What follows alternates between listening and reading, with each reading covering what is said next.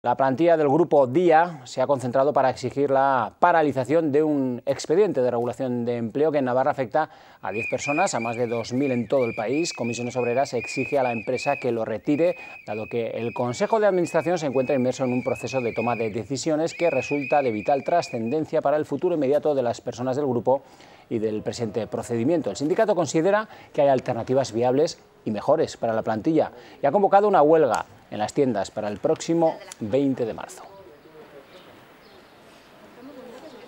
Lo que queremos denunciar es que no está justificado el ERE en estos momentos, que no está justificado por las razones aquellas con las que se plantean los EREs, que es un problema de exceso de plantilla. Aquí no hay un exceso de plantilla, se sigue contratando gente y por lo tanto lo que queremos es que retiren el ERE y en caso de que no se retire el ERE, pues que sea en base a bajas incentivadas, prejubilaciones y demás, de la forma que reduzcan la plantilla.